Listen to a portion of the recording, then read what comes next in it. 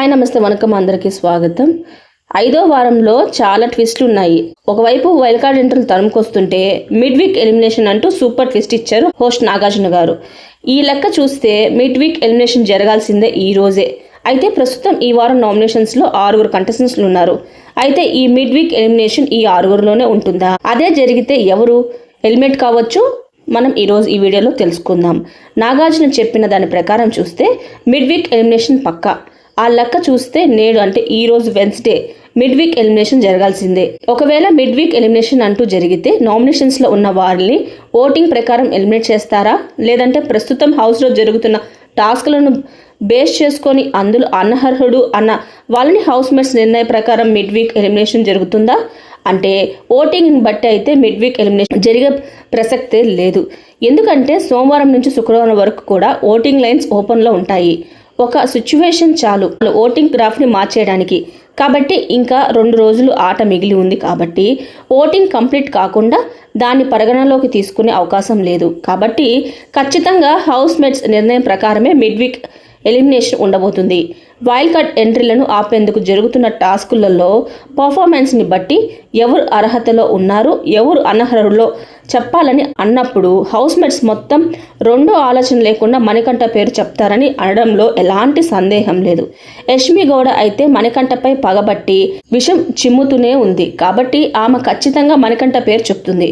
పృథ్వీ, నిఖిల్ కూడా ఆమె నీడలోనే మణికంఠపై విషం చిమ్ముతున్నారు కాబట్టి ఆ ముగ్గురు కూడా మణికంఠనే అనర్హుడు అని ప్రకటించే అవకాశం ఉంది. ఇక తన సొంత క్లాన్లో కూడా మణికంఠ అర్హుడు అని చెప్పేవాళ్ళు లేనే లేరు. నబీల్, ఆదిత్య, ఓములు మణికంఠకి వైపు మొగ్గు చూపించినా కూడా హౌస్లో మొత్తం ప్రతివారం లాగే అనర్హుడు జాబితాలో మణికంఠను చేర్చే అవకాశం ఉంది. కాబట్టి మిడ్ వీక్ ఎలిమినేషన్ అంటూ జరిగితే హౌస్ నిర్ణయం ప్రకారం మణికంఠను తప్పించవచ్చు. ఇక్కడే అసలైన ట్విస్ట్ ఉంది.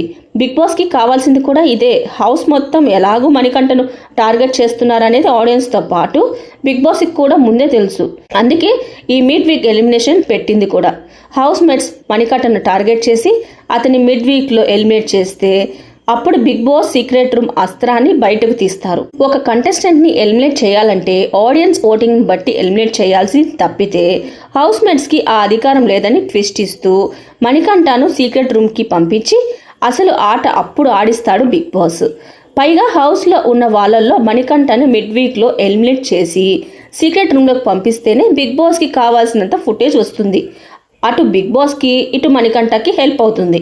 ప్రస్తుతం హౌస్లో ఉన్న వాళ్ళల్లో బిగ్ బాస్ ఆట తప్ప వేరే ధ్యాస లేకుండా ఆడుతున్న వాళ్ళల్లో మణికంఠ ఒకడే ఉన్నాడు. అలాంటి మణికంఠ హౌస్ మేట్స్ పగబట్టి మిడ్ వీక్లో ఎలిమినేట్ చేస్తే అతని సింపతి అస్త్రానికి మరింత బలం చేకూరుతుంది.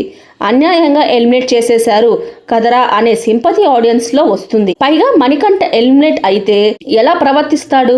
హౌస్లో వాళ్ళంతా అతను వెళ్ళిపోవాలని కోరుకుంటున్నారు కాబట్టి వాళ్ళ రియాక్షన్ ఎలా ఉంటాయి, వాళ్ళ నిజ స్వరూపాలు ఎలాంటిది అనేది బయట పెట్టే అవకాశం కూడా ఉంటుంది. ఇవన్నీ కూడా బిగ్ బాస్కి ఫుల్ ఫుటేజ్ కంటెంట్ కాబట్టి మిడ్ వీక్ ఎలిమినేషన్ అంటూ జరిగితే అది మణికంఠే అయి ఉండొచ్చు. అతని సీక్రెట్ రూమ్కి పంపించవచ్చు. ఒక రకంగా మణికంఠ మిడ్ వీక్ ఎలిమినేషన్ కావడం ఇది కూడా హౌస్ మేట్స్తో నెట్టివేయబడడమే అతనికి ప్లస్ అయ్యే అవకాశం ఉంది. బిగ్ బాస్ ఎలాగూ మణికంఠతో ఆడించాలని ఫిక్స్ అయిపోయాడు కాబట్టి దాదాపు ఇదే జరగబోవచ్చు. సో మరిన్ని వీడియోస్ కోసం నా ఛానల్ లైక్ చేయండి, షేర్ చేయండి, కుదిరితే సబ్స్క్రైబ్ చేసుకోవడం మాత్రం మర్చిపోకండి.